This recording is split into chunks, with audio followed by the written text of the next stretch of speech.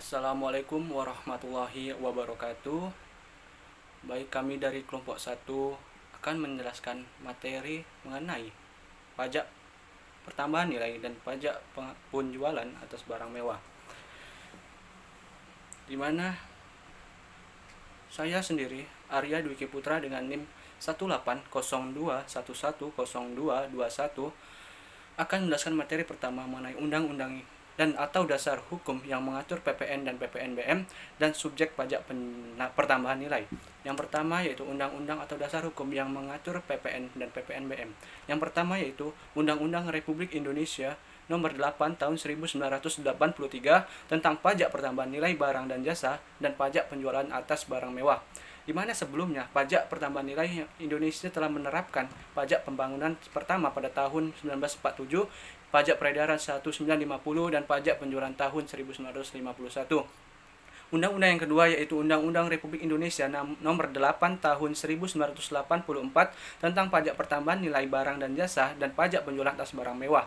Yang ketiga yaitu Undang-Undang Republik Indonesia Nomor 11 Tahun 1994 tentang perubahan atas Undang-Undang Nomor 8 Tahun 1983 tentang pajak pertambahan nilai barang dan jasa dan pajak penjualan atas barang mewah.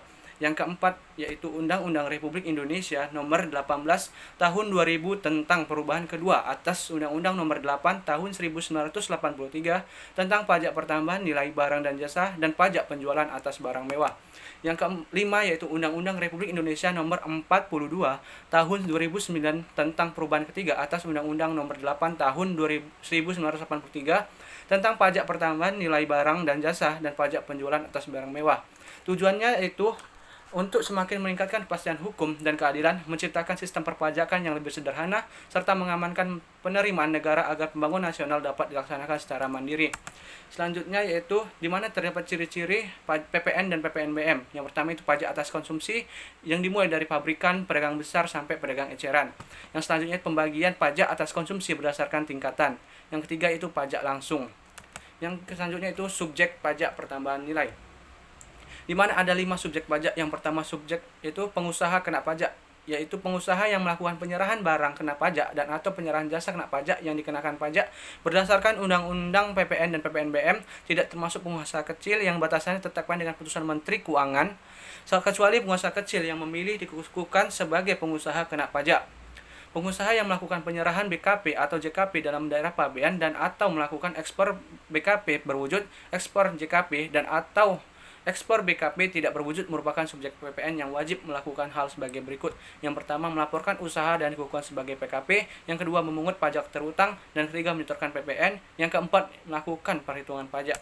Yang selanjutnya subjek pajak yang kedua yaitu orang pribadi atau badan, di mana yang termasuk di dalamnya itu undang-undang pajak. Penyerahan dilakukan dalam daerah pabean Indonesia dan penyerahan dilakukan dalam lingkungan perusahaan. Yang ketiga yaitu pengusaha kecil yang memilih dikukuhkan sebagai pengusaha kena pajak. Yang keempat yaitu usaha kerjasama atau joint operation, yaitu bentuk kerjasama operasi perkumpulan dua perusahaan atau lebih yang bergabung untuk menyelesaikan suatu proyek penggabungan badan atau perusahaan, di mana bersifat sementara sampai proyek tersebut selesai.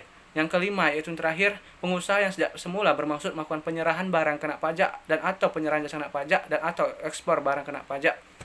Sekian materi pertama dari saya, selanjutnya akan dijelaskan oleh Aulia Wilta Ilmah. Silakan.